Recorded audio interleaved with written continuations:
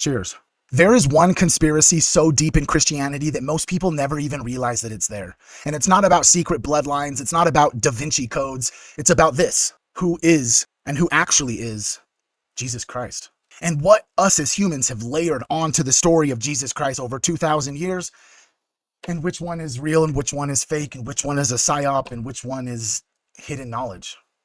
Because depending on which stream that you drink from, you don't get just different opinions. You literally get different universes. And if something in you is curious about all of this, not just as a theology, but as a shift in how you live and feel in your own skin, I want you to slip the words Christ consciousness somewhere into the comments, so I know that you're here not just to argue about Jesus, you're here because there's actually a part of you that kind of wants to wake up. But before we go any further, let me make this clear. I am obsessed with Jesus Christ. Anything I say now or have ever said or will ever say is not to make you hostile, not to mock your faith, not to discredit your beliefs, not to stir up hate or superiority. It's because I truly, down to my soul, care about knowledge, truth, love, and light. And I believe that we can talk about deep things without dehumanizing each other. And if you can hold that kind of space with me, and while you're here, tell me in the comments potentially what deity, figure, or tradition that you would want me to unpack next. It could be Mary Magdalene, it could be Sophia, it could be the Demiurge, it could potentially be a deity from a completely different spiritual path. And I'm only asking you so I know where to go after this one. First things first, we got to talk about Orthodox Jesus, like the God who steps in. Let's start with the Jesus most churches would recognize. In historic mainstream Christianity, especially in the Eastern Orthodox stream, Jesus is the eternal Son of God, one of essence with the Father and the Spirit, who has always existed as God, the Word, or Logos, who become fully human, one person in two natures, truly God and truly man, a hypostatic union, the unique incarnation, not one mystic among many, but the Son who took on our humanity to make us partakers of the divine nature. In this frame, the world is good but fallen, created by one true God, not by a lower evil being. The core problem is sin and death. We've turned away from God and disordered our nature. Jesus steps into history, lives sinlessly, dies voluntarily, rises boldly, and then ascends, uniting human nature with God forever. Salvation here looks like this. Grace is through Jesus. More than imitating his teachings, it's like trusting his person and his work. Union with Christ in the church through faith, baptism, Eucharist, repentance, and a life of love. Behind the theology is a very specific human life. A Galilean Jew who was born around 6 to 4 BC in a poor rural community under Roman occupation. He likely was working as a builder, probably with stone and wood on construction sites in nearby towns. Historically anchored by two widely accepted facts. He was baptized by John the Baptist, and he was crucified under Pontius Pilate around 30 BC. Orthodox theology leans into this paradox. Jesus is fully God and fully man. He experiences hunger, fatigue, grief, and pain, and yet at the same time is truly divine.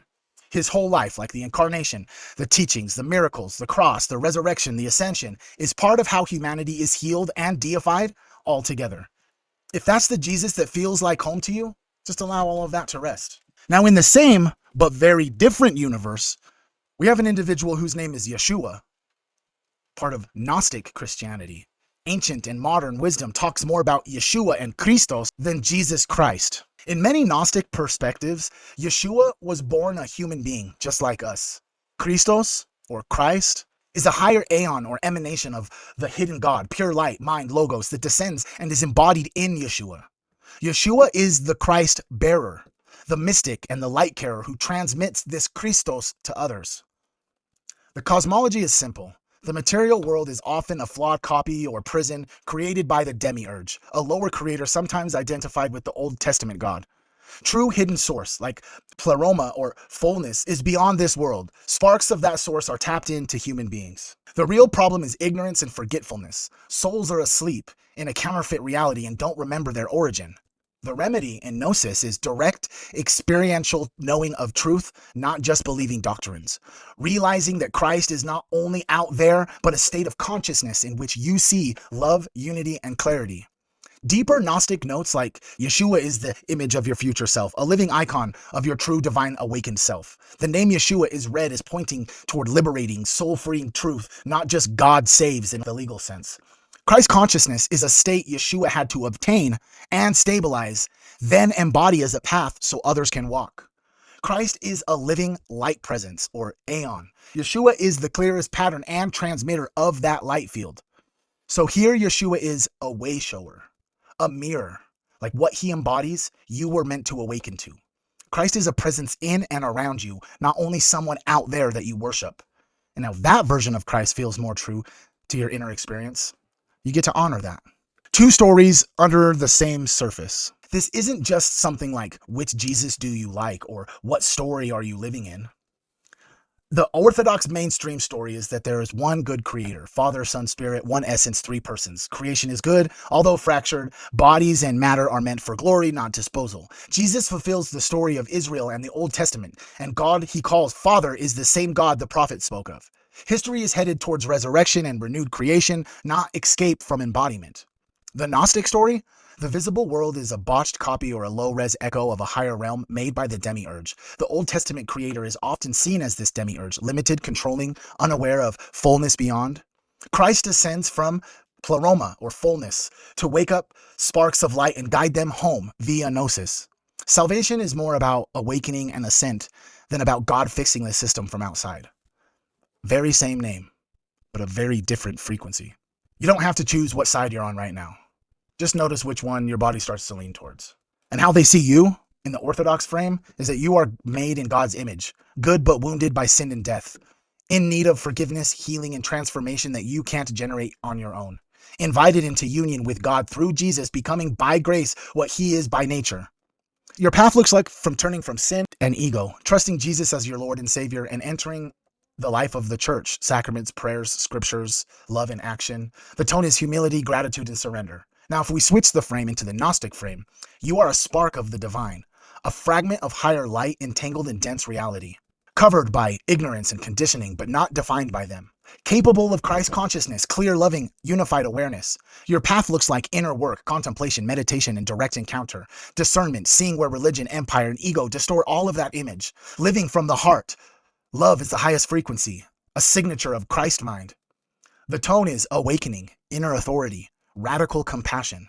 Both are trying to answer the same ache in you. What's wrong with me? And what am I here to become? Now, if you're still here, please just drop the word weird in the comments because it's about to get trippy, dude. Because now we're going to talk about the part of the story that feels more like an occult conspiracy theory, but is actually just the historical record. Have you guys ever heard of the word homunculus? The word homunculus means little man in Latin. In alchemy, it's an artificial human or humanoid. Paracelsus and the 40-day homunculus is from the 1500s. The alchemist Paracelsus describes the homunculus recipe in the book De Nutra Rerum. He says that the semen of man should be sealed in a glass vessel and buried in warm horse dung for about 40 days until it begins to live more, move, and stir. It looks like a tiny transparent human. Then every day it is carefully fed with a secret preparation of human blood and kept in constant heat for about 40 weeks.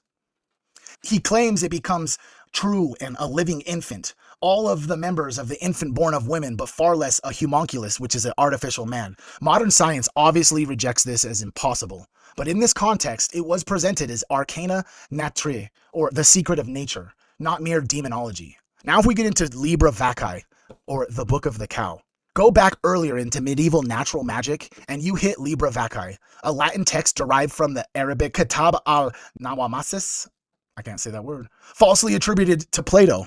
In its most notorious procedures, a pregnant cow is slaughtered, and its womb becomes an experimental vessel filled with concoctions and buried so it can produce an unformed substance. That mass is then buried in a powder made of sunstone, sulfur, magnet, green vitriol, and white willow sap until it begins to grow skin. Fed with the blood of its decapitated mother for several days, it supposedly develops into a tiny humanoid, another kind of homunculus. The Libra Vaccae attributes wild powers to these beings. It's said that these beings are able to make the moon appear full at will. They are allowing someone to assume the form of an animal, walking on water or traveling great distances quickly, seeing distant events and speaking with spirits. So you have Paracelsus giving a semen and horse dung recipe for an artificial human man. And then you have the Book of the Cow giving you cow womb recipes for grotesque, rational animal humans with magic abilities. This all sits inside of a wider esoteric lineage. Do you know who Hermes Trismegistus is? The legendary fusion of Greek Hermes and Egyptian Thoth is remembered in Hermetic traditions as the founder of alchemy, The author of Occult Revelations on the Making of Gods and Animated Forms? Or how about Pythagoras? In esoteric memory, it's not just about this geometry guy. He's a mystic teaching that numbers and harmonies are the archetypal structure behind all things, influencing later ideas about how form can embody spirit in cosmic orders. You don't have to believe any of this historic, occult, alchemical magic, but historically there is one real tradition. They did talk about artificial men, the homunculus. They did talk about magical womb experiment in Liber Vaccae. Hermetic alchemical dreams of humans creating life and imitating the creative act. Now, the Jesus who's homunculus, this is where it gets weird, bro. Because there's lots of medieval art that depicts Jesus as a homunculus. Medieval and early Renaissance paintings often show the infant Jesus not as a soft, realistic baby, but as a miniature adult man. A little old man with adult features on a child's body. In some Enochian scenes, art literally depicts a tiny, fully formed Christ child sliding down a ray of light toward Mary's womb, what art historians call the homuncular Jesus. This isn't just bad anatomy. This was theology plus pre-scientific biology. Many thinkers leaned toward performanism, the idea that a fully formed tiny human, a little man, exists in seed and simply just enlarges in the womb. The church wanted Christ depicted as a perfectly formed and unchanged throughout his life, emphasizing that even as a child, he was already all-knowing divine logos. So, what do we get? Baby Jesus is painted as a little man because he is seen as fully formed, unchanging person from the start, linking directly to the homunculus idea in the cultural imagination. To be clear, the intention of these artists and theologists was to expose his pre-existence and his two natures, like the divine and human. Not to say that Jesus was an occult lab project. If you believe that, you could just say he's a lab project. But if you zoom out and look at the conspiratorial eye, you will notice lots of similarities. One stream, like the Liber Vaccae, Paracelsus, and Hermetic alchemy, is humanity's to attempt and engineer tiny humans with hidden powers. Another stream is Christian art and theology, is portraying Christ as a tiny, fully formed man descending into Mary, a kind of heavenly little man entering a human vessel. All of it is floating in the atmosphere shaped by Hermes Trismegistus, Pythagorean number mysticism, and alchemical dreams of matter becoming spirit and spirit taking on form. From one angle, it's just shared symbolism and medieval biology, but from another angle, it looks like two halves of the same mirror. Alchemy trying to imitate incarnation by building an artificial man, and Christianity proclaiming a real incarnation, then painting it in imagery that looks like a divine homunculus entering an alchemical wound. I believe he's a homunculus. The Christian confession is simple, though. God, true man, conceived by the Holy Spirit, born of Mary. I'm just saying, bro. The homunculus tradition is real, bro. The homuncular Jesus imagery is real, bro. The hermetic alchemical background of the homunculus in an artificially created man is real. What you do with that overlap, that's between you and your own discernment. I just wanted to talk about it. So what are you actually resonating with? I'm not here to force you into any one of those boxes. I've laid out 3 threads. The Orthodox Jesus, God in the flesh, poor Jew under the Roman Empire, fully God and fully human, entering history into the world to heal sin and death and draw you into his thesis. Or you have the Gnostic Yeshua, the Christ bearer, mystic, mirror of your future self, awakening to your divine spark and to Christ consciousness as a lived state. Or you've got the homunculus, an artificial, alchemical, and magical created little man, and Jesus is painted as a tiny, fully formed man descending into Mary. The visuals just echo between occult experiments and incarnation symbolism. You're allowed to feel anchored in the Orthodox story. You're allowed to feel lit up by the mystical Yeshua story. And you are absolutely allowed to feel fascinated or disturbed by the homunculus, or to just sit in the tension of all 3 of those. If you feel like sharing, I would genuinely love to hear this. What part of this lands as truth in your body? Which parts feel like pure symbol that you're just watching from the outside? How does the phrase Christ consciousness sit with you after hearing all of this? And if you want me to keep going deep into certain faiths or gods just like this, like I said before, tell me in the comments who you want me to talk about next. Is it Mary the Mother? Is it Mary Magdalene? Is it Sophia? Is it the Demiurge? Or is it someone completely different from a completely different spiritual path?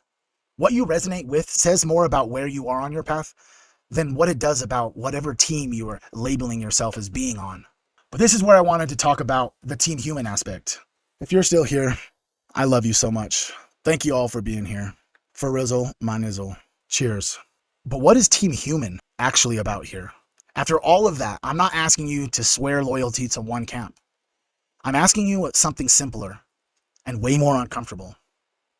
What is your idea of Christ actually doing to your humanity? Because Team Human is not about collecting the weirdest trivia about Jesus like Pokemon, or using theology and esoteric knowledge as a weapon to feel smarter than everybody else. Team Human is really just about letting Jesus the Christ actually confront your ego, your violence, your indifference, and your excuses. It's about letting Yeshua, or Christ consciousness, call you out of the numbness into awake, embodied love, where compassion shows up in your nervous system, not just in your language. It's about letting even the strange stuff like homunculus, alchemy, medieval art, Hermes Trismegistus, and other myths humble you and expand your sense of mystery instead of making you feel like you've just figured it all out. Whether you find yourself praying like, Jesus, Son of God, please have mercy on me, or whispering, Yeshua, awaken the Christ in me, underneath all of that language is the same test. Is it making you more human, more honest with your shadow, more compassionate with others' pain, more present with injustice and suffering? Or is it just giving you new ways to hide, to judge, or to escape? If your Christ under any name makes you less human, you might have the right ideas and the wrong signal. If it makes you more human in the best sense, more grounded, more brave, more tender, more awake, then you're starting to resonate with the mystery behind all of this stuff instead of just numbing out and just taking it all as information. Team Human for me is just this. People who are more interested in how love shows up in their body and behavior than wanting to win every single argument about whose version of Jesus is correct. If that's you, even just a little bit, I'd love to hear how all of this actually touches your real life, not just your opinions, not your relationships, not just your anger, your grief, or your hope, but how it touches your real life. I love you.